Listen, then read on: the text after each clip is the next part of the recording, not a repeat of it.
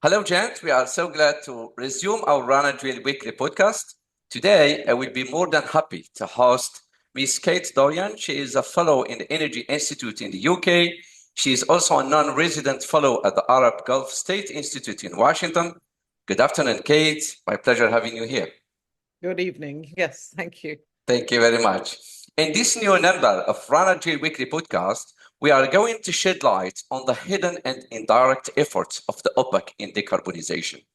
In order to stabilize the oil prices, the OPEC Plus launched a plan to cut oil production by 2 million barrels per day in October 22, till reaching 5.86 million barrels per day now.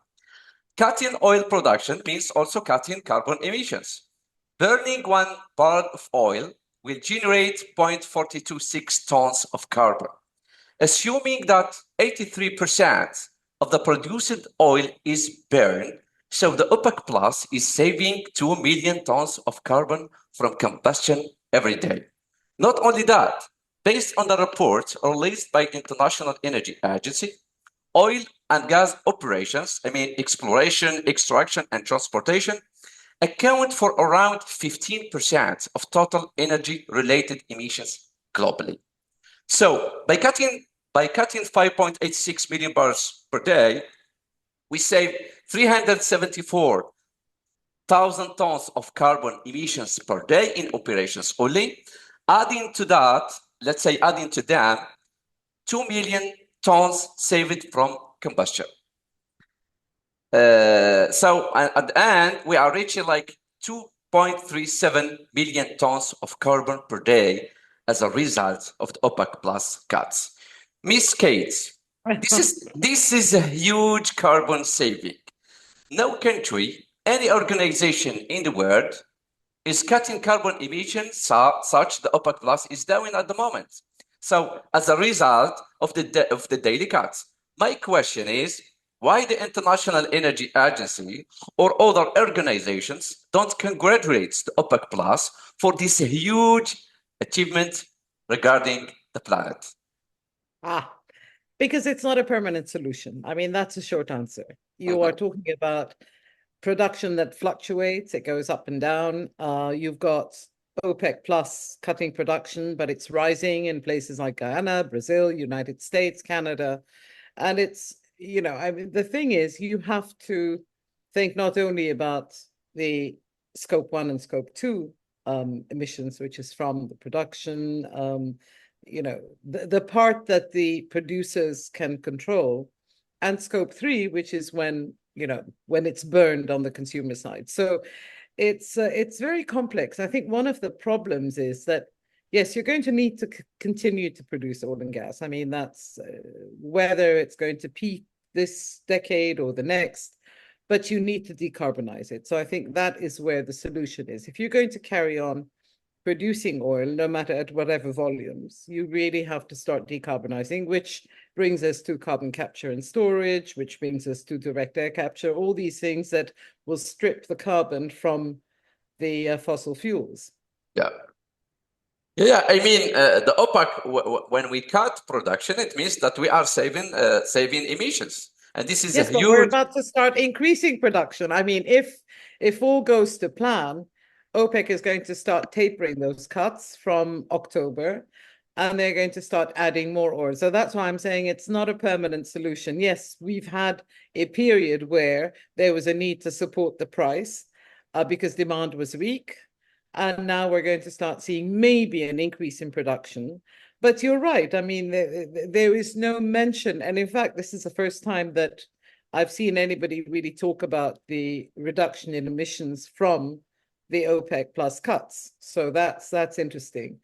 But if you look at what's happening in the region, there's more investment going into gas, both conventional and unconventional. You've seen what's happened in Kuwait. We've had power cuts in Egypt. We've had power cuts in Iraq. We've had power cuts. So, fossil fuels are sort of bunched together. You've got oil, gas, and coal.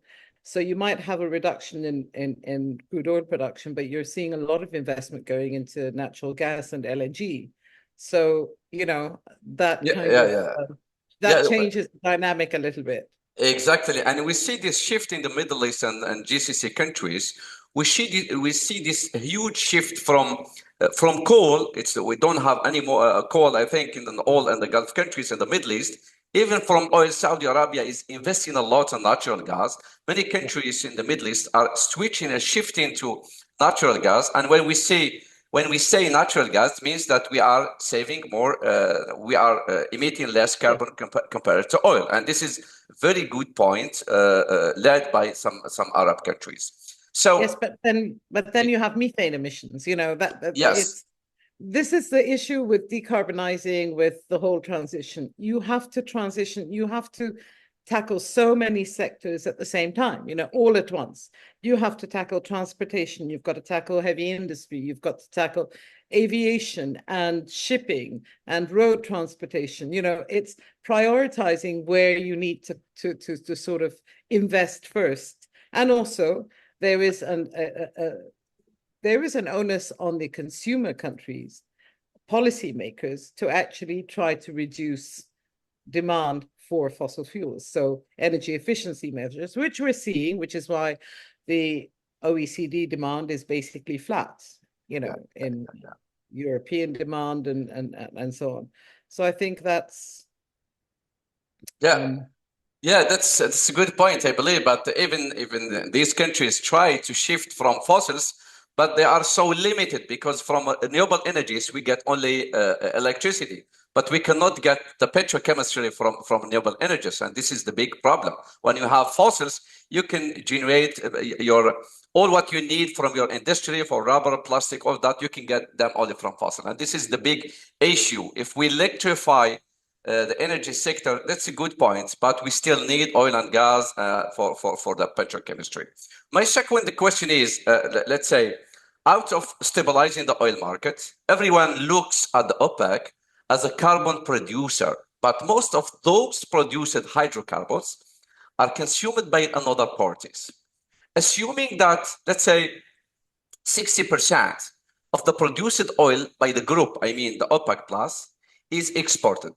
Miss Kate, should we blame the OPEC for producing oil and so participating in high carbon emissions, or the OPEC can say, "I sell you oil, and you have the choice to use it either for combustion or can use it in the petrochemistry with less carbon emissions."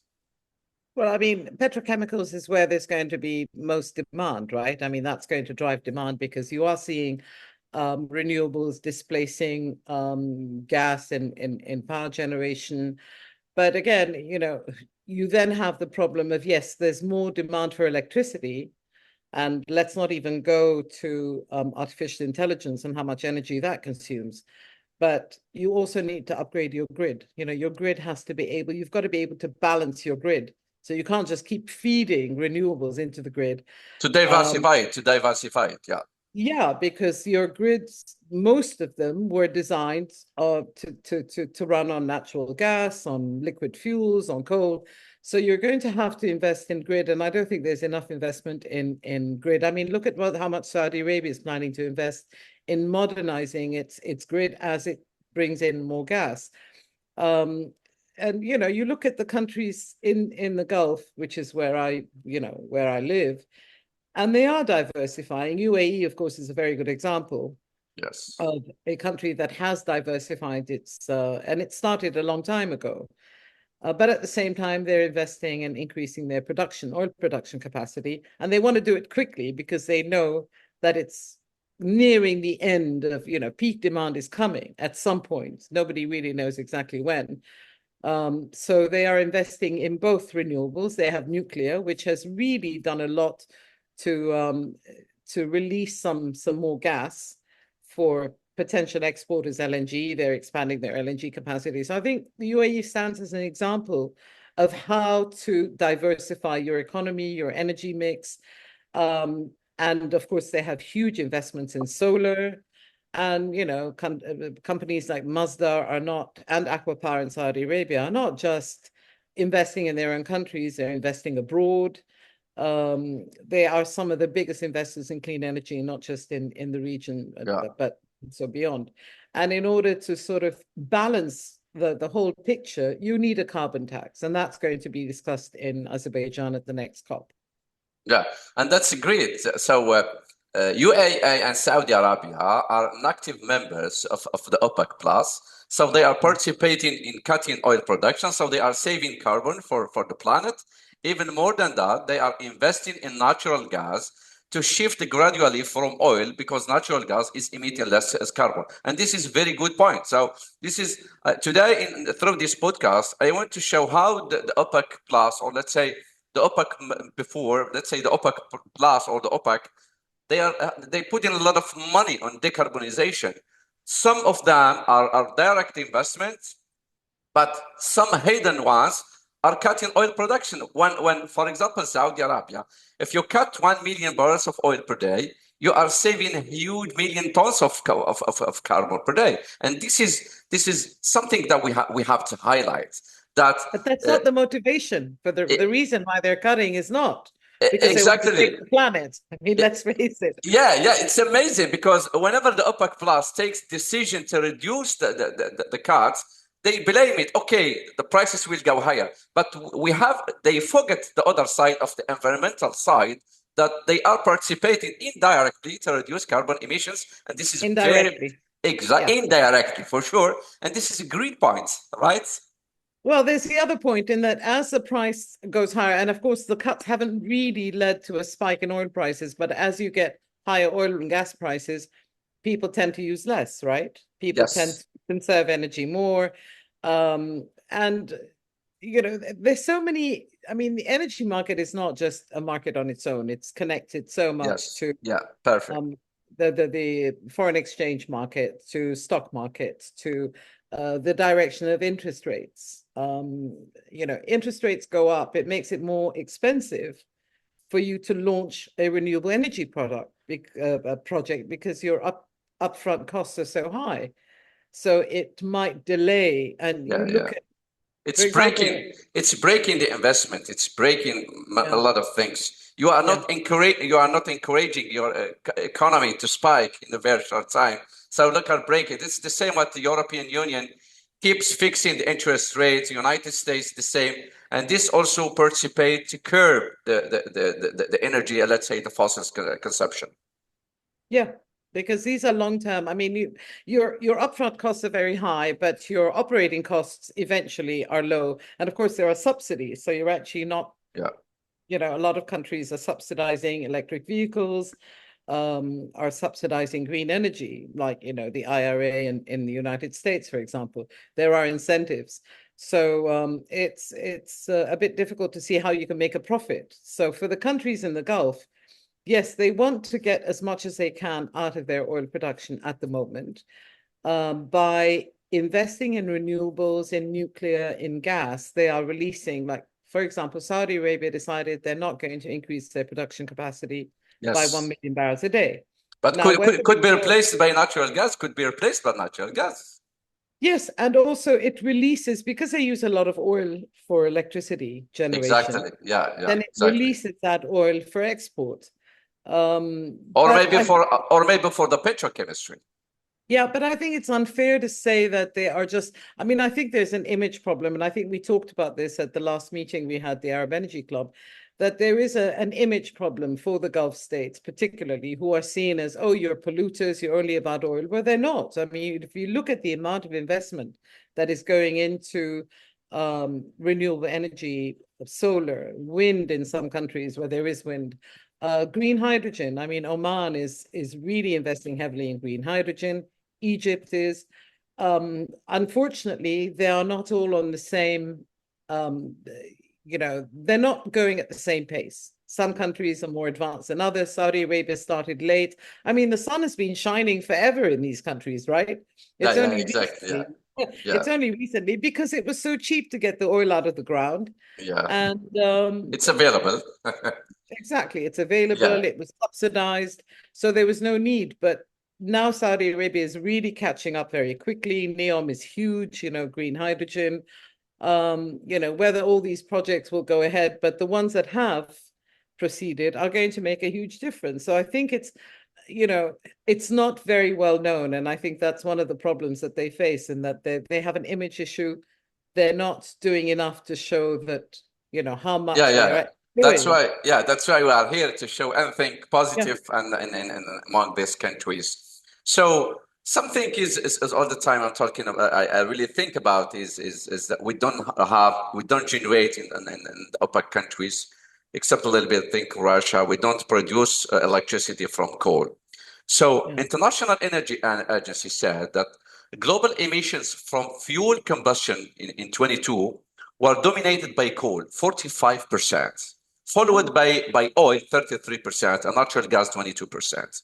So the biggest carbon emitter among the fossils is coal, which recorded a high production level in 23, exceeding 8.4 billion tons of carbon. So if we look at CO2 emissions in 22, 15 billion tons from coal, 11.8 from oil, and 7.7 billion tons from natural gas. If an organization of coal producers existed, I don't believe that any country of the OPEC will find a seat among them.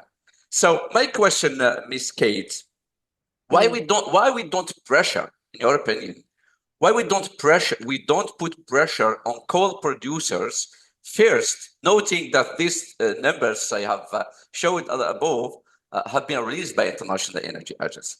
So you got my point. Yeah, no, you're right. I mean, if you look at the even the IEA says that coal demand next year is going to be roughly flat. So, it was very high in 2023. It doesn't really, I mean, the share of fossil fuels, oil, gas, and coal has not really changed. I mean, from year to year, even despite these huge investments in renewables, which have really gone up tremendously over the last decade, we're still seeing it's around 80% of total primary energy demand. Yes.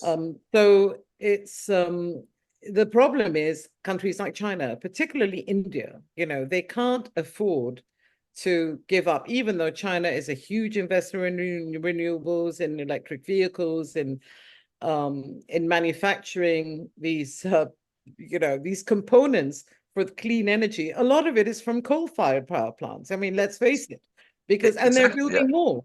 I mean, in maybe they India, won't build all of them. Maybe you won't get the 500 megawatts of coal that China was planning. Probably not, but India needs it. India generating its electricity from coal like more than 80%. For China, more than Exactly. 60%. Still huge. They are consuming a lot of coal, I believe, and this is the big issue. Yeah, exactly, which is why you can't pressure them. I mean, these are still countries that are they're not sort of supposedly developing countries, despite the fact that China is a huge economy. They're the biggest importer of oil. India is now, one of the world's largest economies. I think it's fourth or fifth. So you can't tell them to stop growing by not using coal, which is why the language in the COP28, the Dubai Declaration, was a consensus agreement, which had to take into account the sensitivities of all these countries. So the language on fossil fuels, yes, was welcome, but it wasn't what what some of the countries were pushing. But the countries that were pushing for it are already advanced economies where the amount of energy you need for to generate your GDP is much lower. You're not as energy intensive as countries like China and India. So you have to come. Yeah, exactly. And talking about coal, not only China and India, even the United States, even Germany increased the investment in coal, especially through the war in Ukraine and Europe. And you see how the lack of natural gas, how they spiked the prices, how they return to invest in coal. So this is not really Chinese, but even the Occidental countries are investing in coal. And this is because it's very cheap. But anyway, just to put things clear that coal is polluting more than oil and gas, and we have to take more actions on the ground to limit carbon emissions. And I don't say I blame, but the International Energy Agency and all organizations have to point out this big issue of coal. And when the OPEC Plus decide to control, let's say, stabilize the oil prices, the oil market, they say, okay, we are emitting more the planet, but they forget that the first one and the biggest polluter of this from among the fossils is coal. So talking about fossils, fossils still covering like 80% of the global energy needs. Now, renewables are not able to replace fossils, especially when it's talking about petrochemistry. Miss Kate, why coal producers, this is my just a suggestion, why coal producers don't ally with oil and natural gas producers to phase out completely coal and replace it with natural gas in the first stage to cover the energy needs and keep oil for the petrochemistry, so we participate to eliminate coal. On the other hand, we keep running our industry needs and cut millions of tons of carbon emissions per year.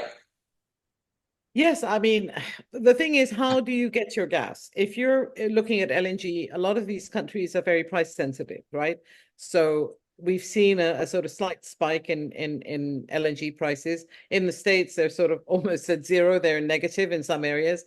But for example, it's gone up by about $3 recently in Asia, the price of LNG. These are price sensitive countries. As I said, they're growing economies. So if the price is right, they will buy gas. If it's not, they'll switch to coal. I mean, look at Germany did that. Even Germany was burning coal when in the early days of the Ukraine crisis, right? Yes. Because of so I think it's a question, you need pipelines or you need LNG, you need LNG receiving terminals. It's not as easy as burning coal. Yeah. I don't think anybody really wants it, but if you look at so for example, the IEA, when they said, coal reached a record in 2023, coal demand was at a record. I mean, Yes. even though we've been talking about phasing out coal for a bit, oil demand went above 100 million barrels a day. And gas was flat. Gas demand was actually flat last year. So it's a very difficult, it's very hard to think that within 7 years, as the IEA says, all fossil fuels, including demand for coal, is going to slump. Electric vehicles, yes, fine, they will take a bigger share, but at the same time, you see that electric vehicles from China, which are the cheapest, and actually some of the best, EVs are being manufactured in China. But they are They're making being some. taxed heavily. Yeah, They're being taxed heavily. Yeah, sorry. In Europe, in the States, Canada, and you're also seeing and some of the manufacturers in Europe and the States are saying, well, we can't make a profit because we can't compete on EVs. So they're not producing as many. So you're stuck with a situation where, to get away from demand for oil in the transportation sector, which is high. Exactly, yeah.